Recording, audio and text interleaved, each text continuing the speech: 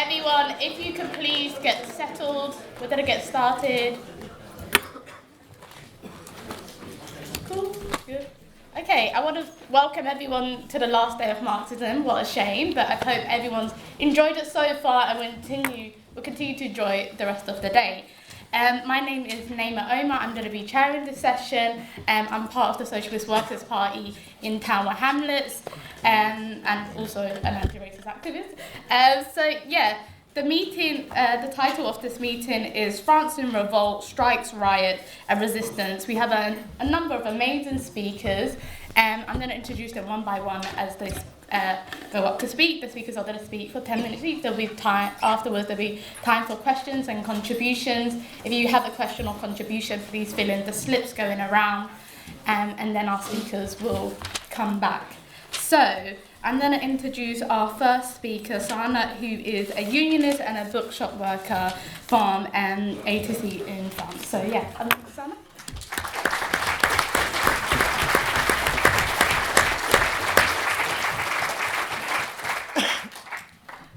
First of all, this movement was historical because it was really big and long. We are for more than 4 months in mobilization. We had like 14 days of strike and demonstration. We are between 1 and 4 million people in the street. We are like millions to be in strike. We had demonstration everywhere in France, even in really small towns. It was really huge everywhere. It was really exciting also.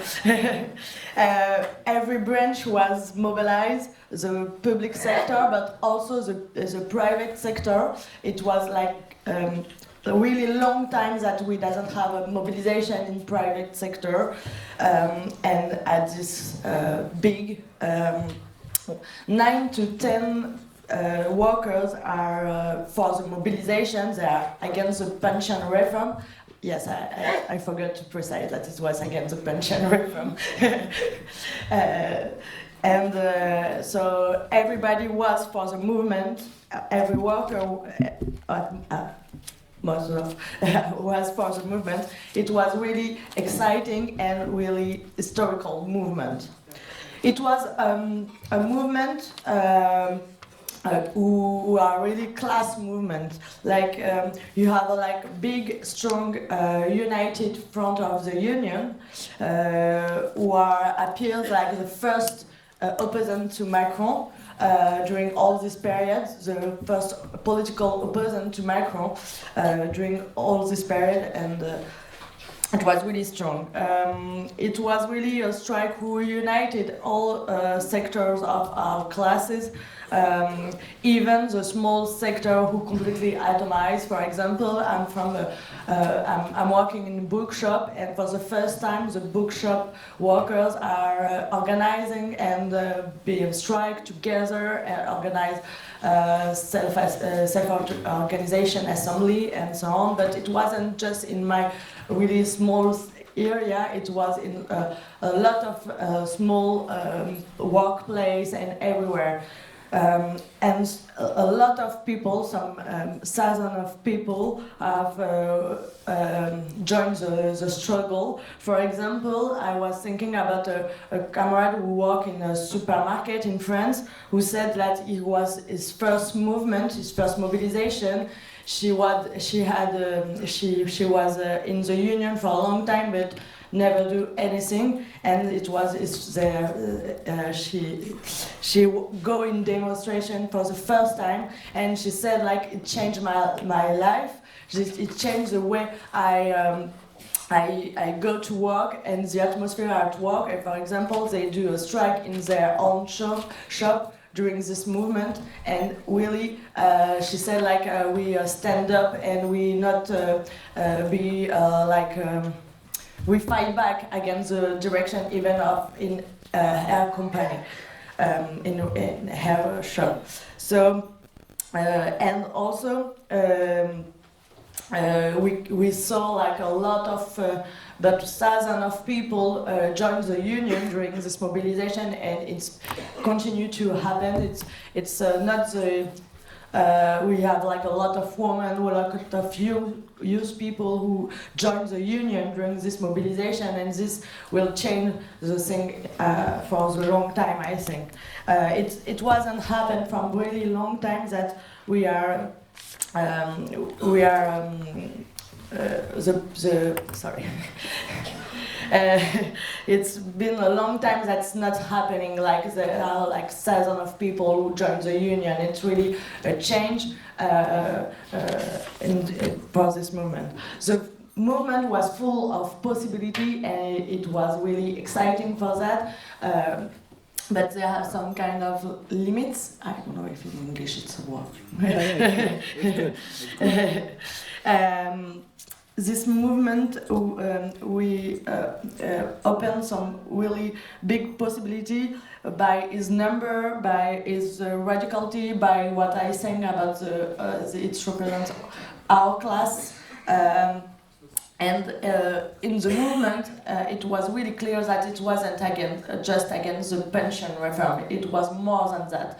It was more than just pension reform. It was against Macron. It was against his policy and the way he do stuff. Like I don't come back about this, but you probably heard that he passed the law by force and so on. So.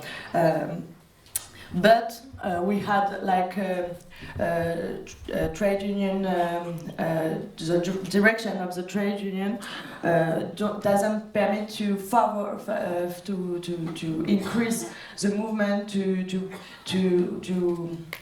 I don't know how to say it, so but to be bigger and to extend. Sorry, the movement and the revendication. For example, they doesn't talk about salary raise, the raise of salary, or the destruction of the schools, of the hospital, and so on. But it was a problem because the people who are in the street want to talk about everything, and it doesn't permit, for example, to also favorize self-organization at the local in your work and so on. For example, if we talk about pay rise, we can also organize at some point at our own branch area companies to organize how we fight also against the pension reform, but also for gain some pay rise. And they doesn't church to do that, and also they always go for their goal is always institutional way to have response. For example, when they at the beginning of the movement, they was fighting for the assembly doesn't vote the law. When they passed the law by force, they said like we will see what's the constitutional conseil. I don't know, but. Will stop the law and so on. So they always go for the institutional way out, and it was really a problem to build self-organized assembly and to have a striker who are really on their own strike. But it was possible to build that. It was possible for activists to build that anyway. Where you are, you can make, if you take action, proposition, initiative, we can propose stuff and build some alternative kind of way direction for the movement. For example, where I work in the bookshop area, we built for the first time a strike, an assembly, and we organize our fight, and that it permits to argue about what we need to do to win against this government. For example, to be united, and for example, we joined the struggle against the Damanans law, who are immigration law, really racist law, and also we participate to May Day at Le Havre, who was a worker town, who Marine Le Pen decided to do a rally, and with the undocumented people we organized to go there to say we are against the fascists. And this was possible because we argue in the assembly to win this point and win this argument to make a unity of our classes. And for example,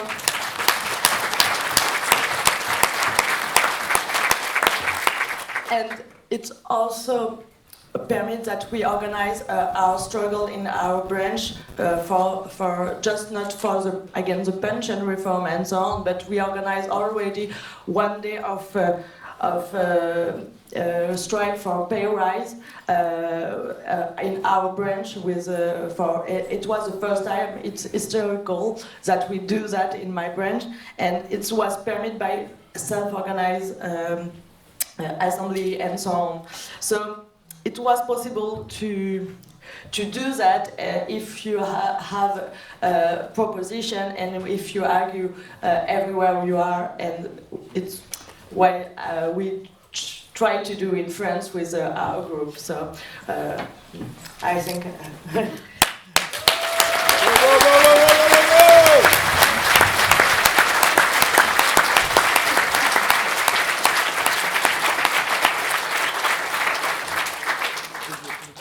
So, thanks, Anna. Our next speaker is Denis Godard. Before I introduce Denis, I should announce that there is an article in the most recent ISJ by Denis on workers shake Macron. So yeah, please get the new ISJ that's come out. Denise is the anti-racist activist and a socialist revolutionary in A to C in France as well. So, Denise. Sana is very modest. You know, but it looks what was possible and what is possible in France, what the revolutionary can do in this kind of situation. You know, what she didn't tell is that she took the initiative to build an organization in bookshops. Without the situation, it couldn't give, you know, it wouldn't build anything. But without the initiative of some comrades like that, nothing would be possible as well. And that's why, and she said, you know, we were very proud to have a block of trade unionists, of workers fighting against pensions in the contingent when we went to Le Havre to fight the fascists. And that's because Sana built this kind of organization.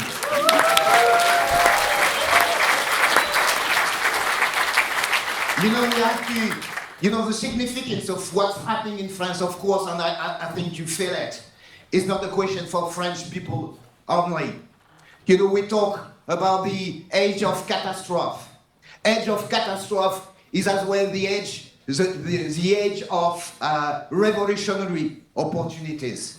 And seizing these revolutionary opportunities as a solution to catastrophe, or I would say, is the possibility to turn the catastrophe for the many, for us, for the many, for the humanity, in a catastrophe for the few, for the capitalist class, for the capitalist system.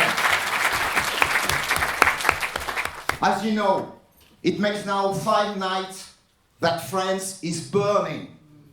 You know, I'm not talking about words. It's not in words, it's not symbolic. There were at least 80 police stations who were burnt in the last month.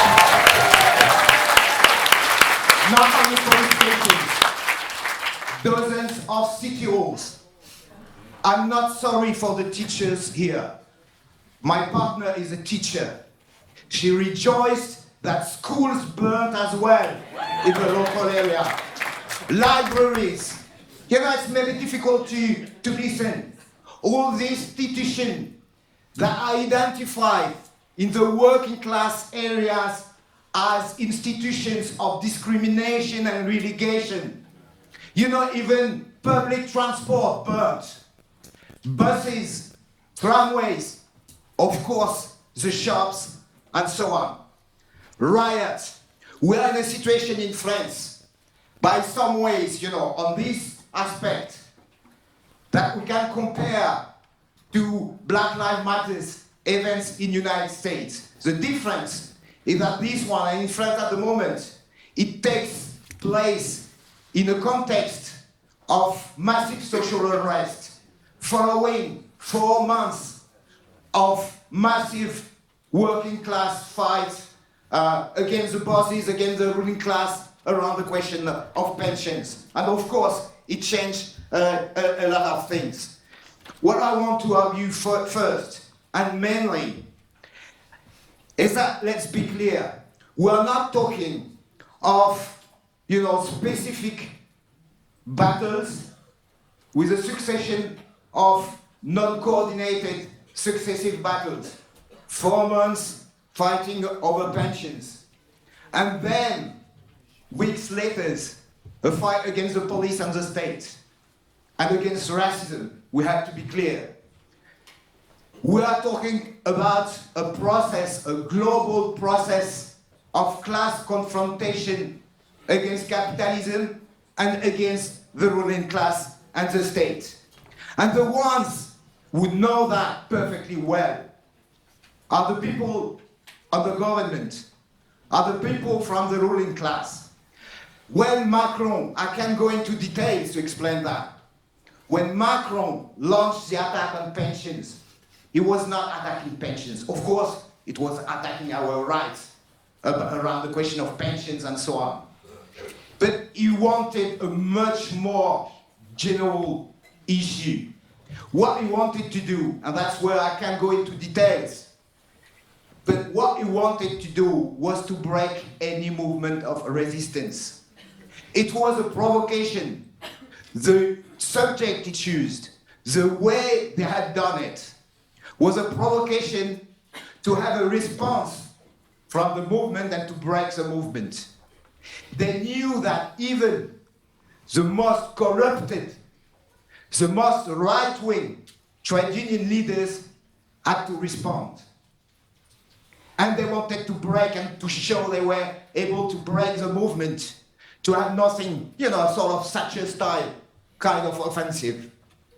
That's why we said, you know, when the law was enacted, when they passed the law, where even there were some people on the left saying that it was a defeat, we said Macron has lost. The movement is stronger than before. The unions are stronger. For the first time for dozens of years, unions are recruiting new members in new sectors, in places, workplaces and sectors where there were no union. Many are recruited women and young people. Unions are stronger. And the movement is not broken. That's the legacy of the riots, to make visible that the movement has not been broken in the process, but is stronger. You know, we must celebrate. That's not what the left in France is doing at the moment. Disgracefully. We must celebrate the bravery, the determination of the young black, mainly young black, young Arabs, young working class youth from our class who are fighting every night the police.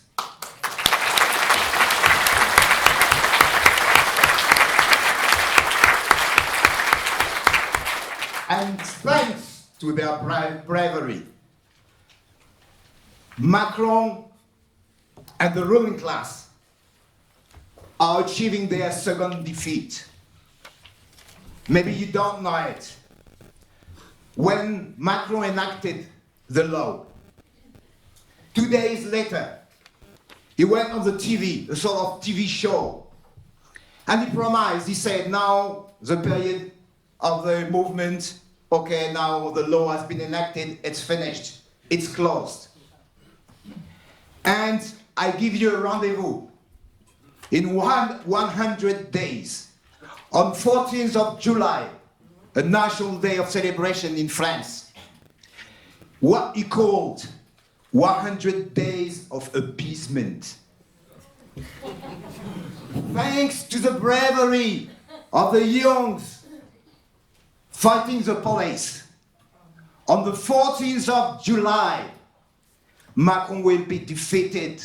He will talk in a context and in a situation where they have to put every night 45,000 police forces with armed cars just to say that they are controlling the situation, what everybody knows they are not controlling. Just 2 points to finish. The only way to understand what is happening, in a way to know, to decide what intervention, what has to be done, is to look at, Rosa Luxemburg, a Polish revolutionary. She wrote more than 100 years ago about the process of mass strikes. What did she say about this kind of process? The first thing, it's not the process planned, decided from above. That's the first thing she said. There is no leaders that decided and that launched the youth to fight against the police. The second thing she said, there is nothing gradual, reasonable in this process. I can tell you, that the figure of the reformist kind of gradual change and so on. They are against what's happening now. They think it's completely mad, that we should go gradually now and maybe change some few things and so on. Oh, I have to sum up. So I'm going to sum up. What the youth are doing now is the most difficult task for the working class struggle. They decided to confront directly the state and the military apparatus of the state. We are not on the steps where the movement is able to raise to this level. But what the movement is providing, it's providing what are the limits we have to go beyond, so what we have to build, and the way, the conditions to build it. The question now, and I'm going to stop here, the question now, and what the situation shows, is to build a connection between the working class struggle and the youth struggle against the police and the state. Let's remind, revolution is not just strikes. Revolution is strike and insurrection. It's the organization, the self-organization of our class everywhere, and using this power to smash the state.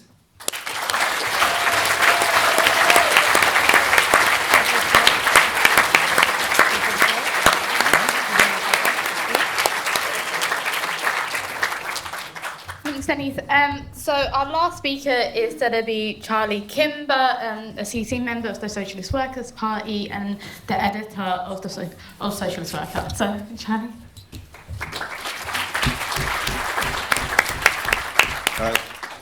Thank you, comrade, and it's an honour to speak with Sana and Denis today. I want to begin with making clear that from this platform, from this meeting, from this event, we send our total, unconditional and continuing solidarity with all of those fighting back on the streets of France today.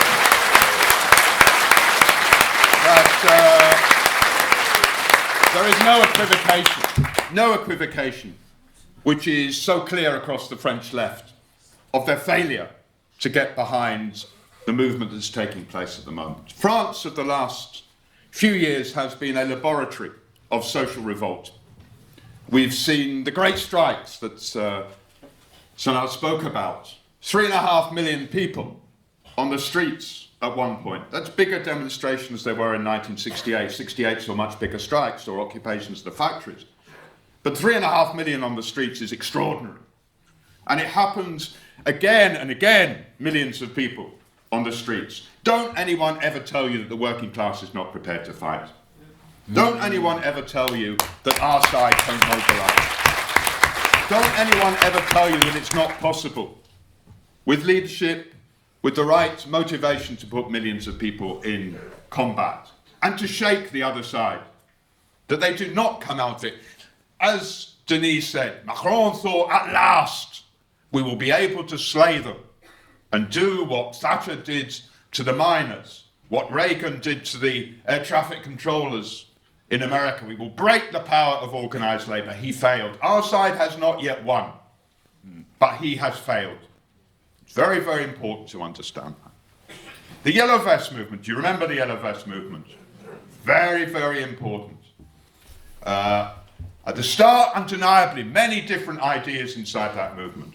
Okay, and much of the left ran away from it. The reality was that movement of people initially set off by a rise in fuel tax, but was really about poverty and also people feeling that their lives were worthless and that the elite didn't care about them and so on. That movement then came up against the cops. And as a result of that, you see an incredible radicalisation amongst many elements of the Yellow Vests. And that lies behind much of what the feeling is in France today, that you have this potential, at least, for the understanding that it's not just the cop who attacks the young Arab in the banlieue. It's the same cop who brutalised you on the pension demonstration. It's the same cop that attacked the Gilets jaunes and the Champs-Élysées of Paris. It's the same people, it's the same system, and our class has to unite against them. And what the comrades have said about how ideas change is very, very important. You see, it's true the strikes were about the question of pensions. Of course they were. Pensions is an important issue. It's actually an argument about what sort of society we live in. Are you going to work till you drop? Are you going to work until they've extracted the last bit of energy from you? Or is maybe life about something more than that? When you get a bit older, the potential to learn Farsi, or play with your grandchildren, or do nothing for at least a few years at the end of your life. It is actually about a vision of what sort of society in which you want to live. That's one thing that came up in the pension strikes. But also the question of democracy. You know, Macron pushed through the changes with 47.1 and 49.3, these clauses of the French constitution. It meant it went through the parliament without even a positive vote. Oh, it's all about MPs and elections, except when it comes to something they're losing on, they don't even go through the pretense. They forced it through without a vote in parliament. One of the most crucial assaults upon working class people. And then, when you go on the streets and protest, they smash you over the head with bâton. They attack you with tear gas. They push through mass arrests. And this is the linkages you see. It's not about a series of different elements. It is, as Denise said, it's about the way in which one flows into the other. There's an argument on the French left about whether riots are more important than strikes. This is an argument, okay? And of course, the riots do matter. The riots are anyone whose blood is not quickened by the potential of the riots is not really a revolutionary in my view. He's not really someone who understands the way in which society changes. And therefore, it can seem that this is the excitement and the strikes were a bit boring. That's not a line that we should go down.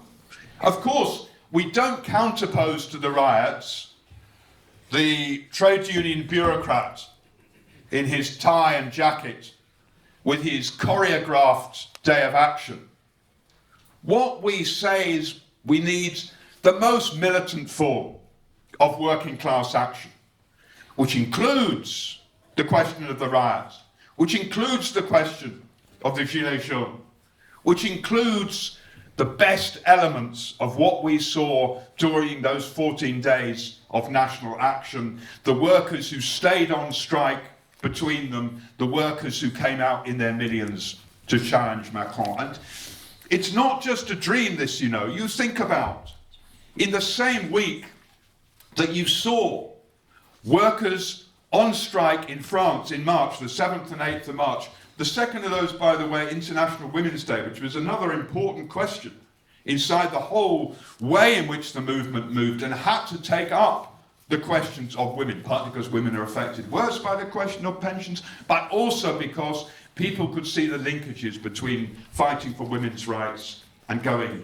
on strike. The same day that people marched in huge numbers in France, there was a massive general strike in Greece over the question of privatisation and cuts on the railway accident, which killed 57 people. The same fortnight, 480,000 people were on strike in Britain.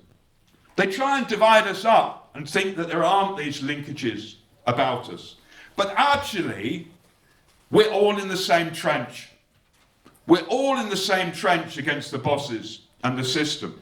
And our people are the striker in Athens, the youth fighting back in Marseille, the person on strike in Glasgow or Newcastle or London or Bristol or Dorset. We are all in the same trench. That's the real unity, not being British or Greek or French.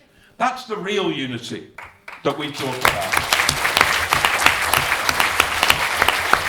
But what we've also learned from this laboratory of social experiment is that the ruling class are ruthless. They don't fall over. You know, I saw this morning the BBC says it's a bit quieter tonight, there are only 800 arrests. Only 800? Ugh, hardly anything. Hardly anything. They are ruthless though. They're tooling up in France. They're not going backwards. 45,000 cops with armoured cars now on the streets. Haven't done that before in France. And they will extract a terrible revenge if they're allowed to. They will stick people in jail. They will injure more people. The extraordinary thing really is they don't kill more people in France, for me. When you look at how they behave, it's quite conceivable that they're prepared to kill more people to try and break the movement. The other side is ruthless because they know the stakes are very high.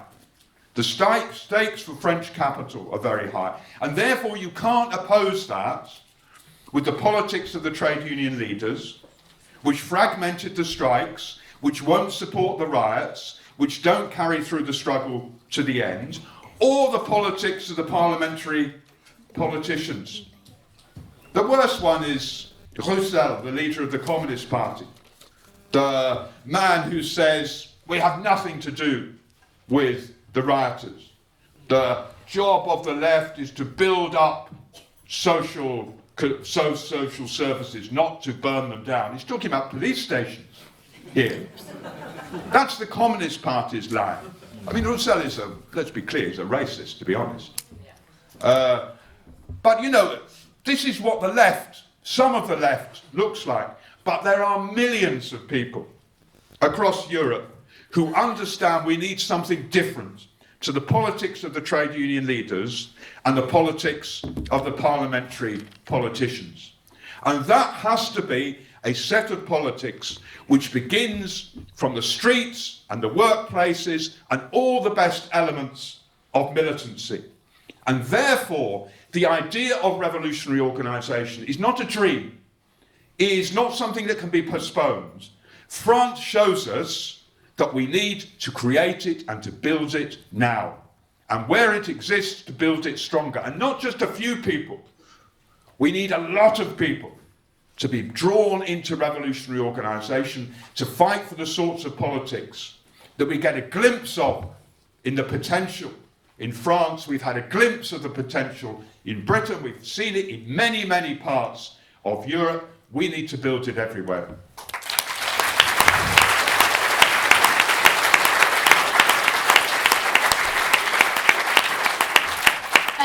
Thanks to all our speakers. So now we have a chance for questions and contributions. There's going to be a roaming mic going around. Everyone has 3 minutes, and at the 2-minute point, I'll tap on the mic to know you have 1 minute left. So the first speaker is Gary McPherson, and it's going to be followed by Alexandria. I think Gary's right at the back. McFarlane, sorry. All right, McPherson it is. He wrote a very good book on the Civil War, the American Civil War. Anyway, let's get to the French Civil War. Yeah, I think that the first thing to say is that for the youth of France, the black and the Arab youth, but I think also the white youth also, there is no liberty, there is no equality, and there is no fraternity. I don't know if people know how Marseille is, but it's a segregated society. A society where all the black and the Arab people live in the shit housing on the edge of town, where the state is non-existent, which you could say is a good thing because there's no pigs, there's no police. But actually, it's a bad thing because there's no services, there's shit housing, and there's no jobs. We hear the stories, and we probably saw it when we saw the demonstrations around the strikes. Where are all the Arab kids? Where are all the Arab workers, French Arab workers? Where are all the black workers? Maybe there's one or two, but generally speaking, you don't see the youth in the center of Paris or in the center of the big cities, because every time they go on a bus, every time they use the metro, they get harassed by the police. They get pulled over by the police. The more and more we hear about the execution, the murder by the police of that young 17-year-old, you're thinking, well, this is the kind of stuff that is going on all over France all of the time. And the excellent thing about it, as has been pointed out, is how the consciousness can start to grow over now. People can begin to understand what it is that the Arab kids are talking about, what it is that the black kids are talking about, because it happened to them on the strikes. It happened to them when they got their hand blown off by the riot police, which has happened to several or quite dozens of people through all the different movements over the past few years. When the police beat them up on the demonstrations, and that consciousness is growing over and provides us with hope. And I think we do need the hope, because the other side to what we see in terms of the rebellion and the resistance, it's not just riots, it's insurrections. The other side is the pushback from the state. Of course, that's clear, but also the pushback from the fascists. So, for example, we saw on the streets of Marseille groups of thugs, organized fascists, coming out with vigilante squads. And there's a way to deal with the vigilante squads. We saw them in London during the BLM. They came out to protect the statue of the racist imperialist Winston Churchill. A few hundred of them said they were going to come and protect the youth of South London, heard about it, and they came up with a few thousand of us, and we took them out. We destroyed them. And we need to do the same thing. You might have seen the famous picture of the black man holding the fascist on his back because he didn't want him to get killed. He would have got killed, seriously. He would have got his head stamped on. And that was done by the black youth. Now we need to bring the black youth and the Arab youth and the white youth of France together to do the same thing to their police. And when we finish with the police, we come for the state and we come for the rich. And France has the richest man in the world, I forget his name, the one that owns all the luxury stores, but people are taking those from the shops today. But we need to take the bakery. We need to go to where the power is. So yes, absolutely right, Charlie. We need to unite the power of our strike weapon. We can bring their system to a standstill with not just the enthusiasm, but with the bravery and the actions of the youth, the insurrectionary youth of France. Because France has a tradition of revolution, a tradition of leading the way in the world for working people. It also has a tradition of counter-revolution, as do other countries. But let's look at the good side. And that example that people are familiar with from France, we can spread it to Britain, spread it to America, spread it to in America. I should finish here. Also, something very important happened. As the consciousness grows over in France and more white people understand what the police are really about, something similar happened in BLM in America. The heart of the beast, when 27 million people, most of those demonstrations with white people, stood up for black liberation in America. Things are changing, comrades.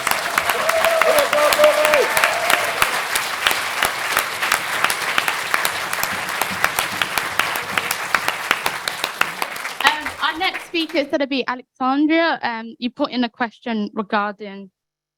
sorry. regarding Italy, I'm not quite sure where you are. Oh, here in the red jacket. And then following Alexandra will be Columbi Theo. I hope I said that right. Hi, hello. So first of all, as an Italian, I really look up to France because of all of the protests that have been going on. Italy is very much on the other side of the spectrum. So we've kind of slipped into really a fascist government without blinking an eye. So that's, yeah, so just a big applause for France, just in general. My question is about basically the way that Italian right-wing media have portrayed what's been going on in France. So ever since the brutal execution of Naël, they've been talking about the failure of multiculturalism and how France failed and how multiculturalism doesn't really work and it's not a viable option. And that is, we know it's bullshit and it's really disturbing, but I wanted to hear your opinion and your take on this. How do you think we can address this?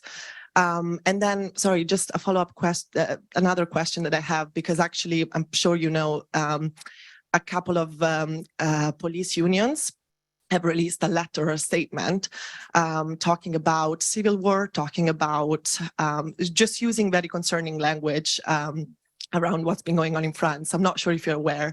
It's kind of it happened, I think, a few hours ago, yesterday. So these are unions as well, clearly not the good ones that we like, describing protests, in a horrible language, describing civil war. And I'm just wondering if you're concerned about how much power the police is being given, considering that Macron said he's going to release even more agents in the streets. To me, it sounds like a very dangerous sort of precedent, and just wanted to hear your take. Thank you. Our next speaker is Columbi Theo. Oh, there you have the mic already. Hello, I'm Theo. I'm from France, Nouveau Parti Anticapitaliste, NPA. I share what the comrade said about the analysis of what's happening in France. But I would like to add a few more things because Denis said we have gained. Macron lost. That's true. Macron lost and his government. We have gained things, but we have a lot to do in order to gain, really, a lot. And but when Macron and his government they are sending 45,000 policemen and army in the streets, it means that they are quite desperate because they didn't manage to convince people that their reforms they were saying we have to do it, we must do it, but they never managed to convince, even though they control 95% of the media, but they didn't manage to convince us, to convince the working class people that what they are doing is right. And as far as police violence concerned, for a long time, a lot of people were thinking it's not our problem, but for the last few years, it started actually with Hollande when he prohibited demonstrations in solidarity with Palestine. And then it goes into 2016, and then it goes with the yellow Gilets jaunes. And therefore, everybody knows that the police is not there to protect us. Now, nobody can say that there is no police violence. Therefore, all these things, we know it, and we can understand that we are in a situation which is quite critical in France, but with a lot of hope. But the thing is, on the one hand side, what the unions did and what they didn't did. They did stack for the first time. They have been together for all the trade unions, but of course it's not enough. It wasn't enough. The comrades have said why it wasn't enough. But on the other hand side is not just what the unions are doing, but what the left organizations are doing. What political perspective we can give to our struggles. And for the time being, unfortunately, there is a lot to be done in order to give political perspective to all those millions of people who have been in the streets for months and months, or how you can join to link the youth revolt, because it's a revolt, it's not riot. You can call it like this. It's the revolt of. Please sum up, comrade. Yeah. Okay. Anyway, what's important? What political perspective we can give to all these struggles. Thank you. I'm going to introduce Mike Stanton, and then it's going to be from Chile. Mike, yeah. And then following Mike will be Juliet Kay.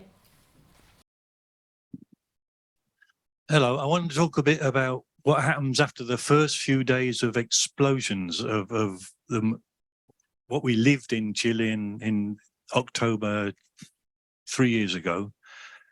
After the first couple of nights of setting up barricades everywhere, and there was meetings, local meetings in everywhere, even where I live, the little towns, there's meetings everywhere.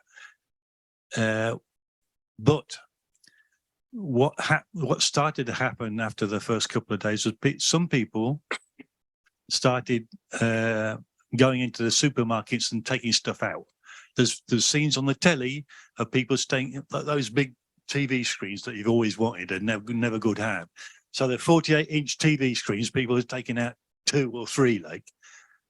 And this started an argument about, is that right or is it wrong? Are these people just thieves, because some of them are thieves, or people like oh, there was a scene about somebody taking out nappies, a big bag of nappies from a supermarket, and that's okay, but there is a difference between stealing nappies and stealing TV screens. So this really is what we started talking about. Well, yeah, it's good that we stopped them. The president of the country came out on the telly saying, "We're really, you're right." He was a right-wing president, right? But the argument about stealing television screens is really about what we're going to do now, because it was really unclear.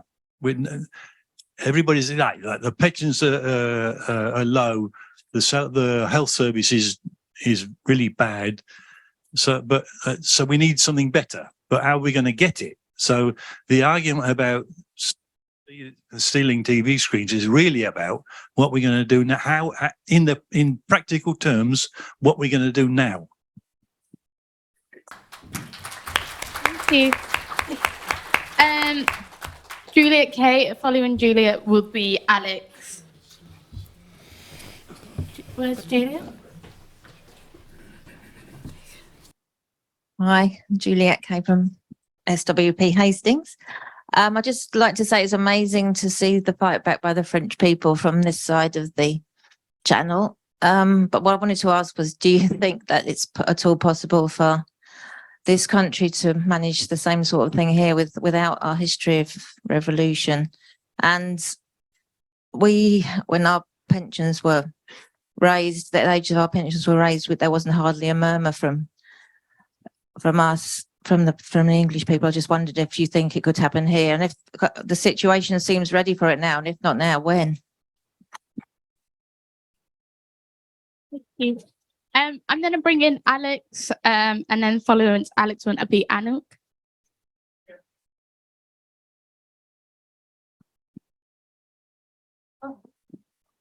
Hi, I'm originally from Greece, and as you might know, we had a general election last week, and there was a far-right party that made it into the parliament, unfortunately.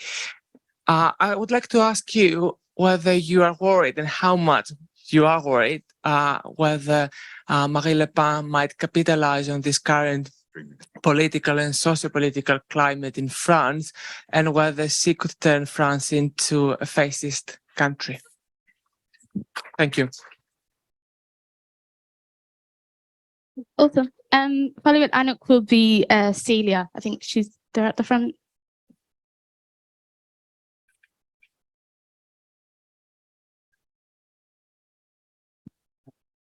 No.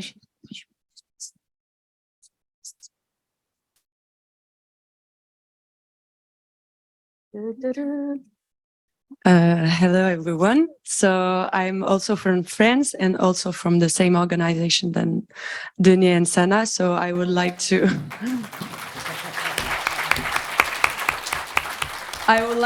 add some experiences that we made in the movement, but also what we plan to do, what we want to try to do in the situation when we will come back to France after this festival. So I'm come from Marseille, and during the movement we create space organization which called Marseille Against Darmanin. We do during all protests, at every protest, we distribute papers to try to bring people to protest against racism and to protest against the new anti-immigration law. And what we saw is that it confirmed the idea that during movements, the people can be open to fight against other revendication, because on the 25th of March, were 2,000 people in Marseille march against racism, and we never see it in at Marseille to see all those people who march against racism.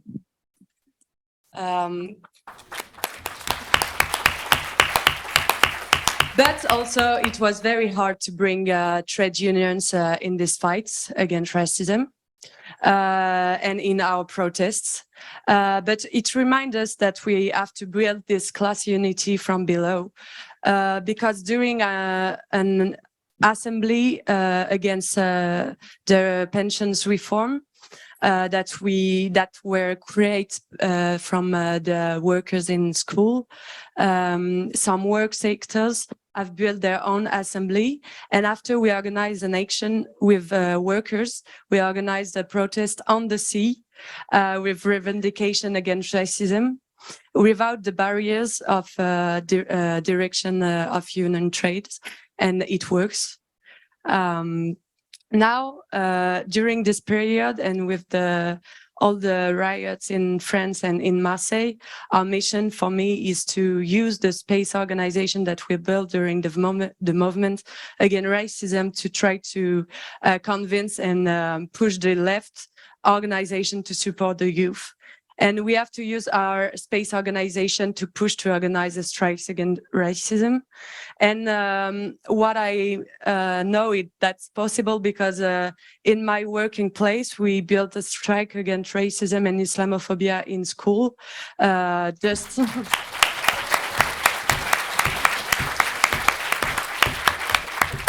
Just during and at the end of the movement, and there were a lot of school establishments who were in strikes against Islamophobia, and we have to convince the left that if they stay alone, if the youth stay alone, it will be also very difficult for them to fight police, because we know that they are super strong, and we have to convince organization that the support young people, it's very important also for us. And in Marseille, maybe it will be possible, because for now, the direction of CGT, which is the most union trade, say they support, but we have to build the support from below with workers.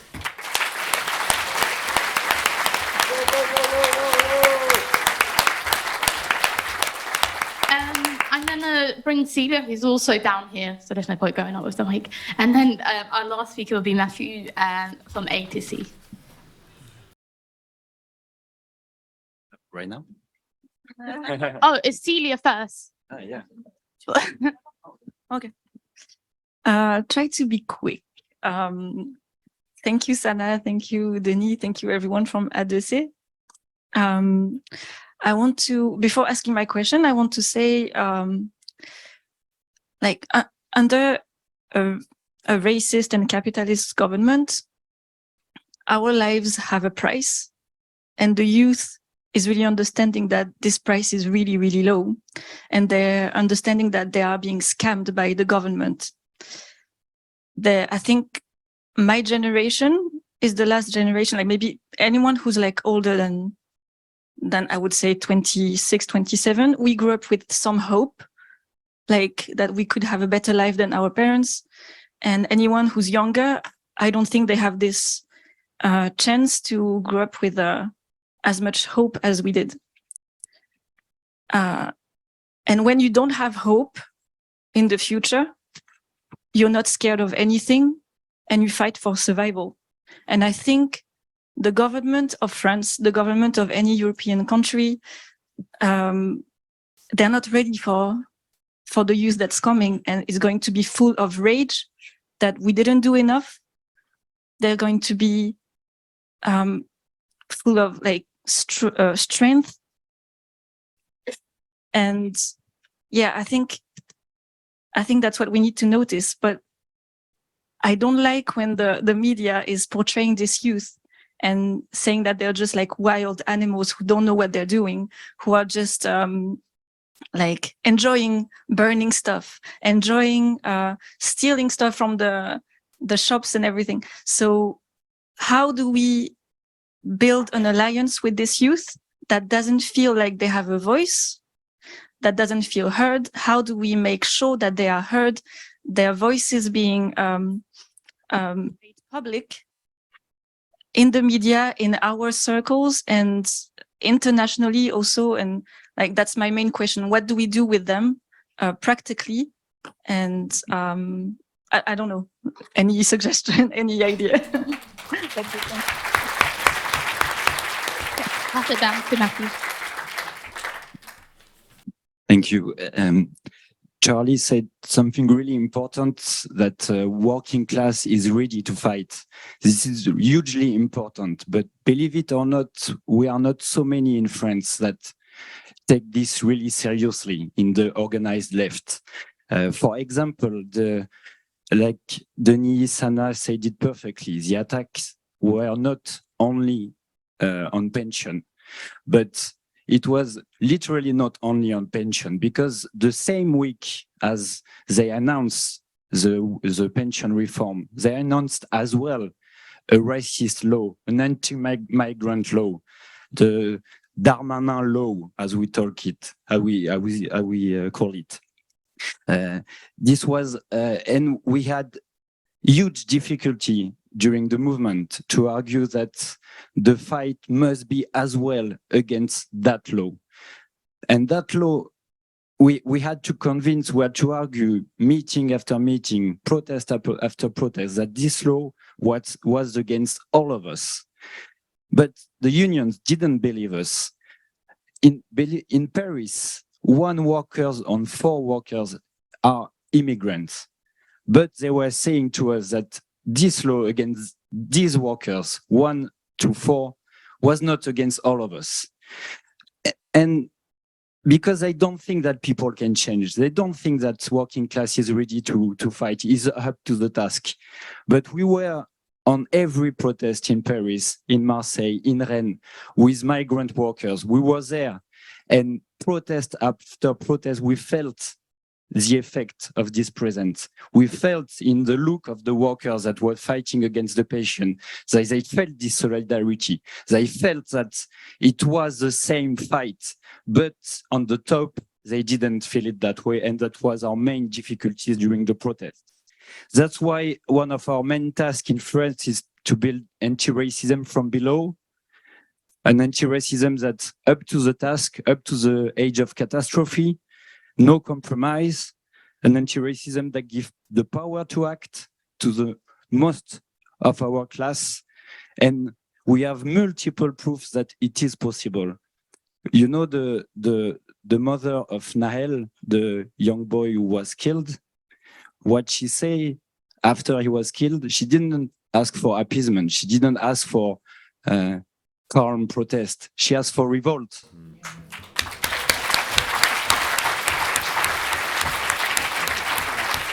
And they didn't only burn police station and so on. They also begin to burn Olympic Games infrastructure. Yeah.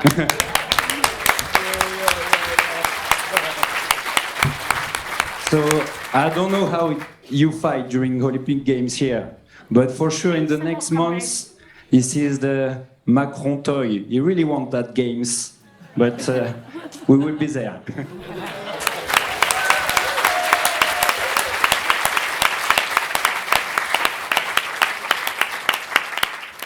Yeah, thank you to everyone for their questions and contributions. Just to reiterate, we have a number of amazing books at Bookmarks. If you haven't been already, please go. And if you have been, go back again, get some more. Yes, I'm going to bring back our speakers to sum up. So yeah, I'm going to bring back Sana. Maybe I want to answer to one point about you talking about the speak of union from police. I think who are really far right groups and so on. So it's a main force in the police, main union in the police, and to go further than what you said, we saw this night to have some fascist groups who are doing who are making arrests of youth people and give them to the cops.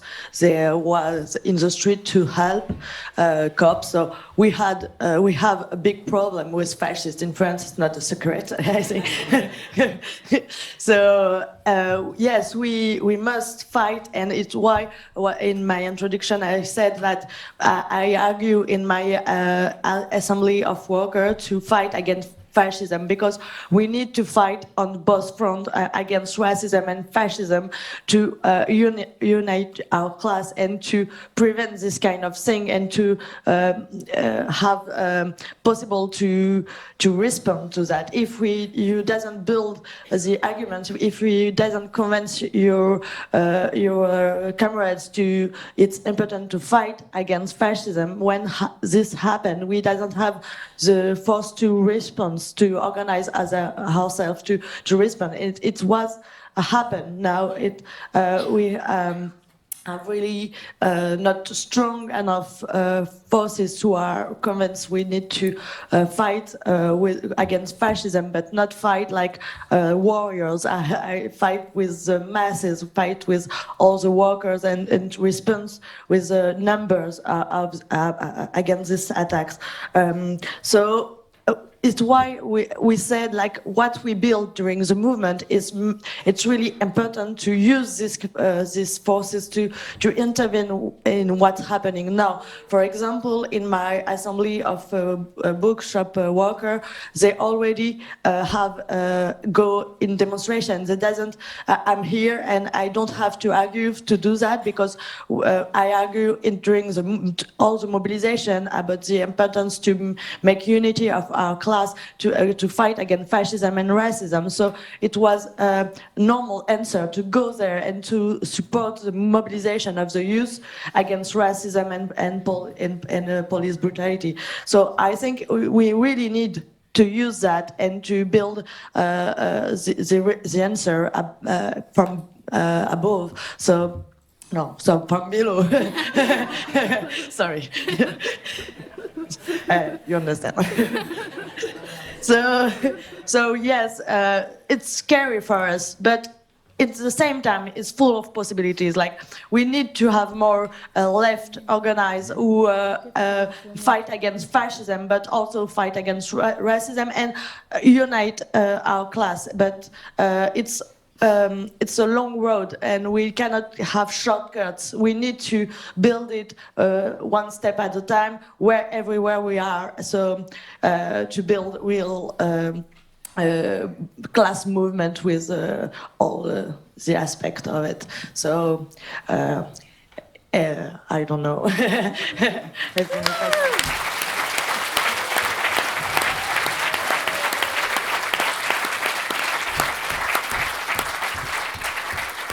I'm going to bring in Denis.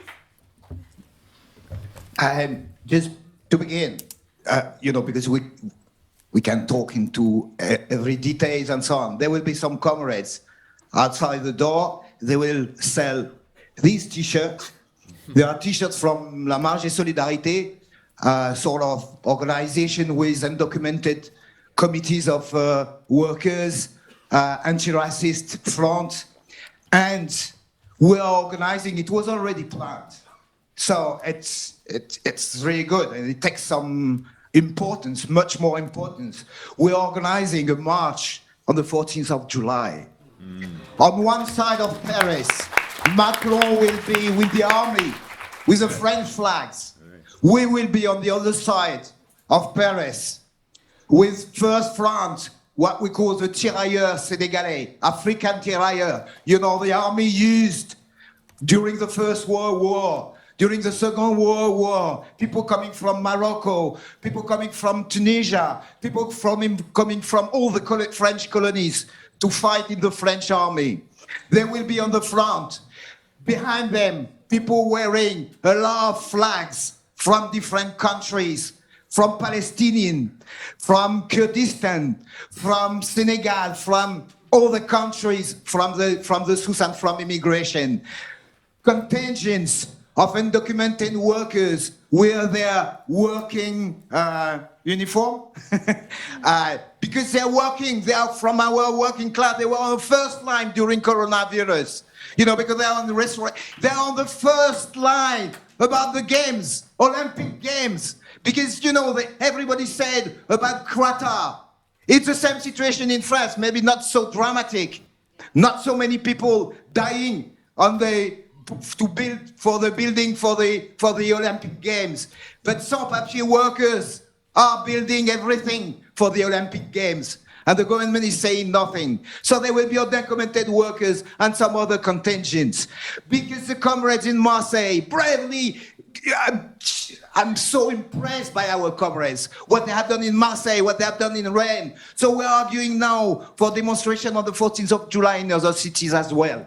You know, show, and, you know, some comrades, in reality, all the questions were the same. What has to be done? What has to be done to give hope to the youth? Because that's, you know, we can speak. No, you're part of our class. No, you know, you don't have to take some TV things. Nah, fuck.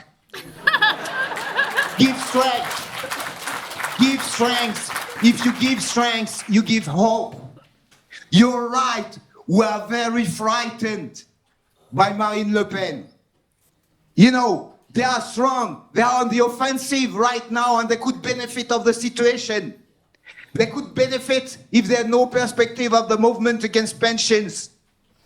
You know, for the moment, there were a poll, 41% few weeks ago were saying they wanted Marine Le Pen to win the next elections. After 4 months of strike, you know, and now they are on the offensive on the question of what's happening and the riots and so on. What has to be done? If you give hope, if you give perspective, you will fight against the fascists as well, against the conditions. You will turn the strength of the movement. This youth is ready to fight the fascists. They are ready, that the leaders don't want to do it. But the youth is ready to do it. What has to be done? And to be honest, I'm going to finish about this. Be involved. That's why I'm so proud with my comrades. They were involved from the first day in the fight around pensions. And they are now involved, you know, we have some contacts with the comrades in France at the moment. They are involved now in the riots and trying to find the links.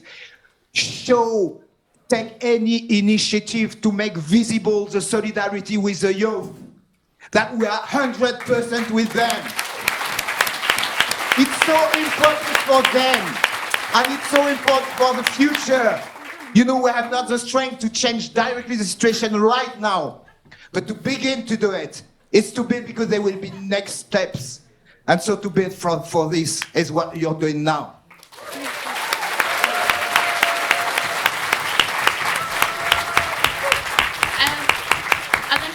Charlie Kimber. Charlie? It's not enough to celebrate. And I want to say that because there are serious tasks in front of us all. Denis is right. Despite the immense strikes, riots, it has not sidelined the Rassemblement National, Le Pen, and the fascists. They haven't been sidelined. The truth is social crisis sharpens the contradictions in society. And therefore the left can grow, revolutionaries can grow. It's also true the fascists can grow. And the centre politics are no barrier to Le Pen and the Rassemblement. Not at all. They can grow in this sort of situation. It's a serious threat. It makes it more urgent about it. We also have to recognise that riots can be up like a rocket, down like a stick. It can happen. It can stop. It can be brutalised. It can be intimidated. This is one of the reasons why you have to try and connect it with a stronger workers' organisation. But it's also true that every worker has to look at themselves and say, what can I do to show that we are on the side of the rioters? The worker who goes into their workplace and gets a little banner and 6 people stand behind it and say, we stand with the rioters, that's what a revolutionary does in these situations. That's what real working class solidarity represents. Those sorts of initiatives, because you can't go to the youth who are fighting the cops and say, join a union. You can't go to them and say, if you get a job and in 15 years' time you might be a shop steward. That's not you have to say, we are the people who fought against Macron. We are the people who fought against the union leaders. And now we want to fight alongside you. Alongside you. Not to lecture you, but to fight alongside you. That's what we have to try and build. Can it happen here? The comrade asked. It's very important. Yes, it can happen here. Look at the period from November of 2010 to November of 2011. What do you see? A mass student movement, the 10th of November of 2010, when the students and some education workers marched in London in huge numbers and then ransacked the Tory party headquarters in Millbank. A few months later, the riots. Do you remember when the Metropolitan Police killed Mark Duggan in Tottenham? And people rose up in the same way that people are rising up in France now. The same critique, oh, they're all just wild animals. The same cops against them, the same revenge in the courts. Nonetheless, it showed that Britain was a tinderbox looking for the possibility of revolt. And then in November of 2011, same year, 2.5 million people on strike over pensions. It can happen here. Britain is still a tinderbox. It cannot be otherwise. With the scale of poverty, with the scale of repression, why do you think they're bringing in all these new protest laws? It's not because they're confident, it's because they're scared. It's because they're scared. We can do it here, but it's not inevitable it will happen here. Of course, some things we can't whistle up a riot. We can't decide that the cities will revolt. But in truth, we can do some things. We can all decide which side we're on. And we can all resolve to build the struggle in the workplaces and on the streets. Do you know, on the way here, I got on the bus in Bethnal Green, actually, in Tower Hamlets. And there was a woman, a young woman with hijab, sitting in front of me. And she'd got a white T-shirt on which was written in felt-tip pen, Justice pour Naël. Justice pour Naël. And utterly stupidly, I started, this is a chance to practice my French, I started speaking to her in French, and after about 2 minutes, she looked at me and said, sorry, I don't speak a word of French. She said, I just saw what was happening in France, and I wanted to say I was with them.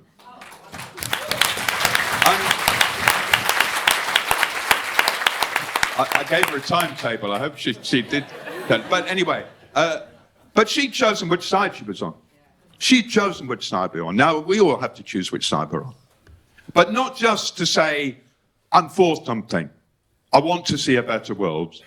is also about organizing, because the other side are ruthless. We have to find a way to stop people who will stop at nothing. And therefore, we celebrate the resistance, we celebrate the riots, we celebrate the strikes. We also have to build revolutionary socialist organization, which is why you should join the SWP. Yeah, thank you everyone for coming. I thought we could do a bit of chanting before we leave. So, no justice, no peace, no racist police. No justice, no peace, no racist